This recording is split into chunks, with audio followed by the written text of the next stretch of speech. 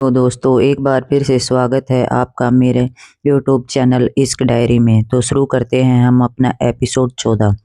बारिश का सन्नाटा था। बारिश की हल्की बूंदें खिड़की से गिर रही थी। सिया अपने कमरे में बैठी थी, हाथों में वही पुरानी डायरी जिसके हर पन्ने पर सिर्फ आरव का नाम लिखा था। आज कई दिनों बाद आरव ने उसे मिलने के लिए बुलाया था। वही कैफे, वही कोना जहाँ कभी उनकी मुस्कानें जन्म लेती थी। सिया पहुंची तो आरव पहले से वहां था। उसकी आंखों में थकान थी, मगर दिल में अब भी वही पुराने इश्क जिंदा था। आरव धीमी आवाज में, सिया, मैं अब और खामोश नहीं रह सकता। सिया कुछ कहना चाहती थी, मगर शब्द गले में अटक गए। उसकी खामोशी ही उसका जवाब थी। आरव ने पहली बार टूटते हुए कहा, मैंने हर बार तुम्हें समझा, हर बार तुम्हारे दर्द को समझा, लेकिन क्या तुमने कभी मेरे इश्क को महसूस किया? सिया की आंखों में आंसू बहने लगे।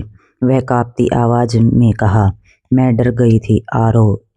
डर इस बात का था कि अगर तुम्हें खो दिया तो मैं जी नहीं पाऊंगी। उस पल दोनों की निगाहें मिली। सालों की दूरियां एक पल में सिमट गई। आरव ने सिया का हाथ थामा, तो फिर भागो मत, इस इश्क को मुकम्मल होने दो। लेकिन तभी सिया ने अपना हाथ पीछे खींच लिया। उसकी आंखों में एक अनचाहा डर था। सिया, कुछ सच ऐसे होते हैं आरव जो इश्क से भी बड़े होते हैं। आरव चौंक गया। कौन सा सच सिया? सिया ने कुछ नहीं कहा, बस उठकर चली गई। आरव वहीं बैठा रह गया और सवाल हवा में तैरता रह गया। आखिर सिया किस सच से भाग रही है? अगली सुबह आरव सिया के घर के बाहर खड़ा था। आज वह हर पल में सच जानना चाहता था। सिया ने दरवाजा खोला।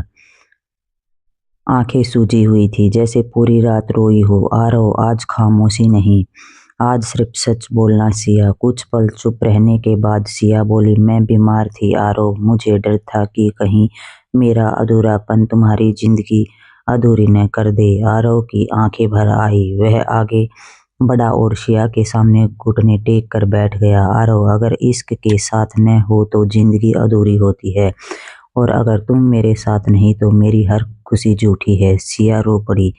आज पहली बार उसका डर हार गया और इश्क जीत गया। दोनों ने एक दूसरे को गले लगाया और आलिंगन किया, जिसमें दर्द भी था और सुकून भी, और भविष्य का वादा भी। कुछ महीने बाद सिया पूरी तरह ठीक हो चुकी थी। समय ने उन्हें और मजबूत बना दिया। एक दिन उसी कैफे में आरव ने मुस्कुराते हुए कहा, देखा सिया, हमारी खामोशियों ने ही हमारा इश्क लिख दिया। सिया ने डायरी बंद करते हुए जवाब दिया, और इस बार कहानी अधूरी नहीं रही। दोनों एक दूसरे के हाथ थामे हुए थे और बैकग्राउंड में तालियों की गड़गड़ाहट थी। कुछ इश्क शब्दों में नहीं, खामोशियों में भी पूरे होते हैं। इसी के साथ होता है हमारी कहानी का अंत। खामोशियों में लिखा इश्क, एक ऐसा प्यार जो दर्द, डर और दूरी से होकर आखिरकार एक साथ हो ही गया। Thank you for